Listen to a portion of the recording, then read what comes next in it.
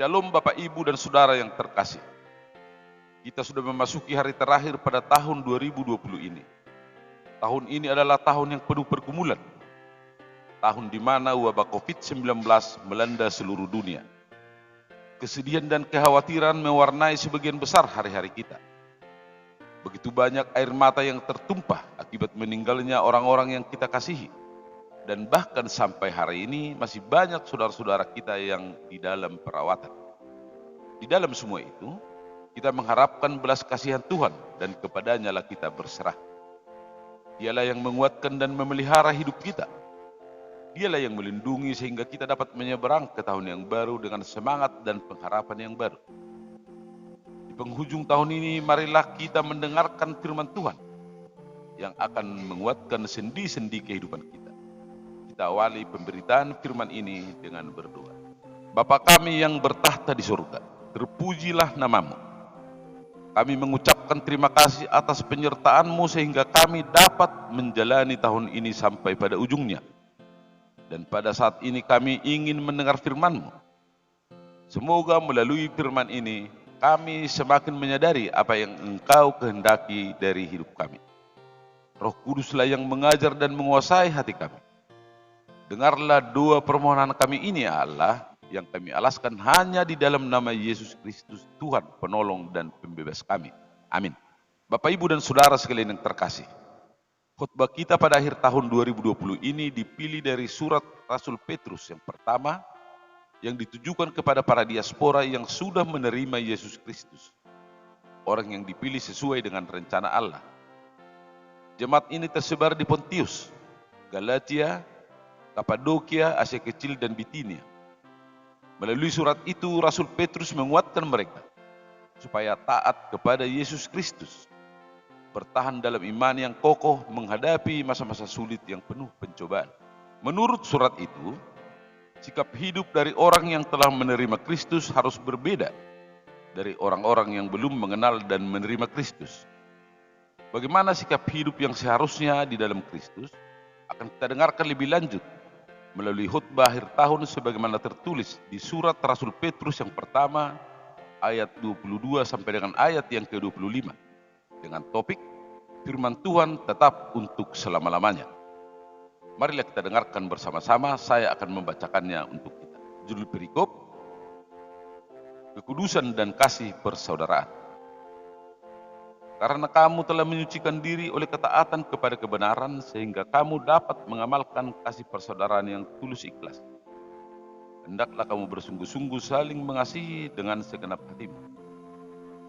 Karena kamu telah dilahirkan kembali bukan dari benih yang fana, tetapi dari benih yang tidak fana oleh firman Allah yang hidup dan yang kekal.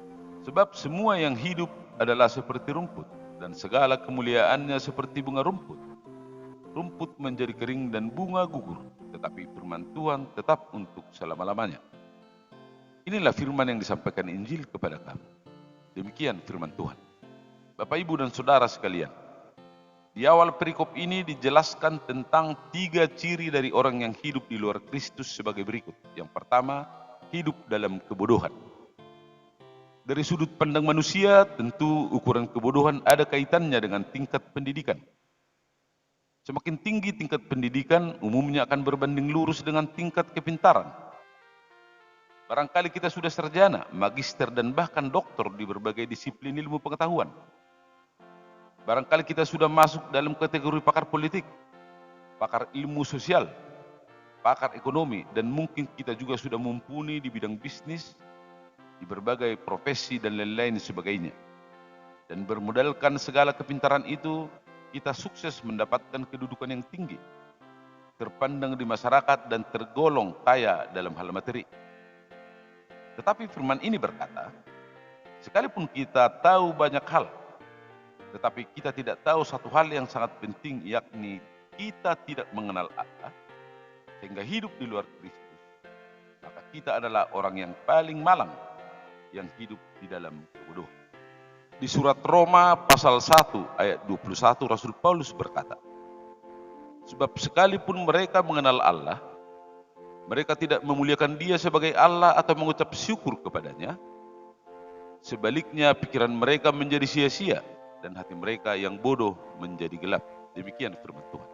Ciri yang kedua, hidup diperhamba oleh hawa nafsu. Hidup orang yang diperhamba hawa nafsu hanya terarah pada dirinya sendiri.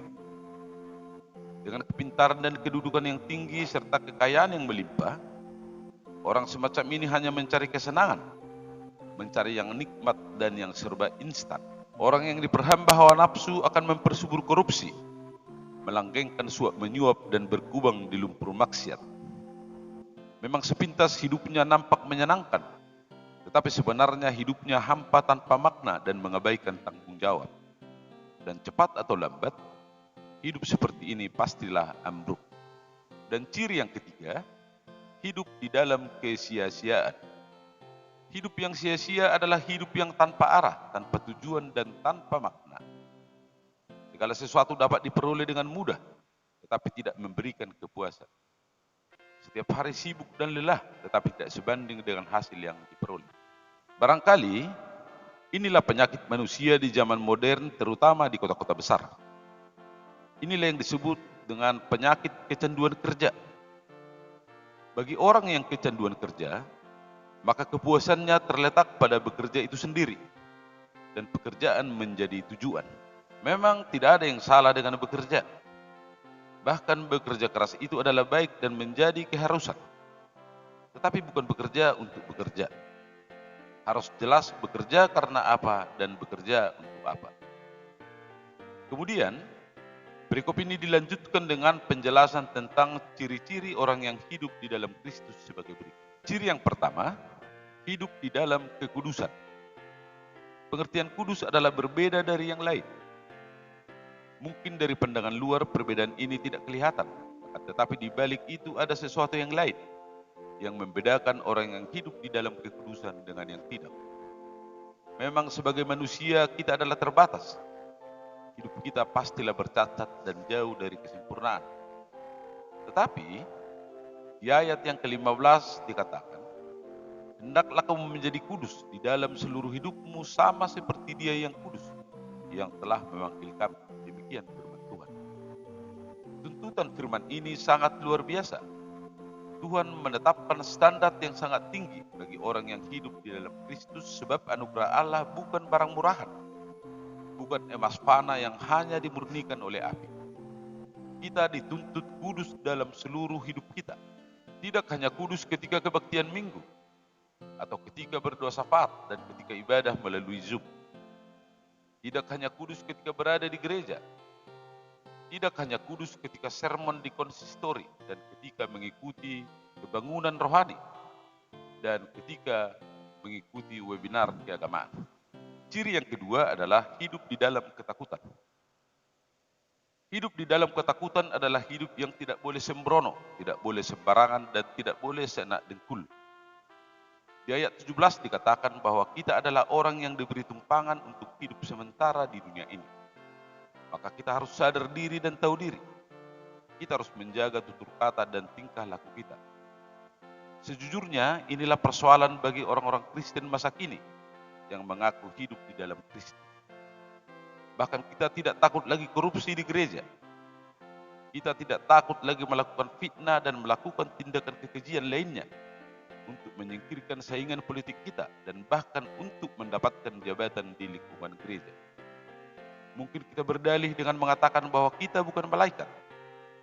Tetapi marilah menyadari bahwa sikap itu adalah sikap yang tidak takut kepada Tuhan. Kemudian ciri yang ketiga adalah hidup di dalam persaudaraan. Inilah yang menjadi natskhotbah kita sebagaimana tertulis di 1 Petrus 1 ayat 22 sampai dengan ayat yang ke-25. Di ayat yang ke-22 dikatakan, karena kamu telah menyucikan diri oleh ketaatan kepada kebenaran, sehingga kamu dapat mengamalkan kasih persaudaraan yang tulus ikhlas. Hendaklah kamu bersungguh-sungguh saling mengasihi dengan segenap hatimu. Demikian firman Tuhan. Ayat di atas berkaitan dengan hidup kita secara sosial.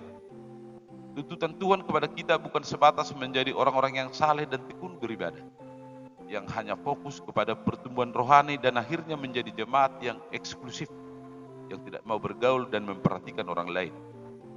Bahwa secara pribadi kita mengasihi Tuhan dengan segenap hati, itu adalah urusan kita dengan Tuhan. Dan orang lain tidak mengetahuinya. Yang kelihatan kepada orang lain adalah sikap, kepedulian, dan perbuatan kita. Inilah batu uji bagi kita yang mengaku hidup di dalam Kristus. Sejauh mana kasih kepada Tuhan kita nyatakan melalui kasih kepada manusia. Dan lebih khusus lagi, apakah kita yang mengaku hidup di dalam Kristus sudah saling mengasihi? Kasih itu selalu menuntut bukti.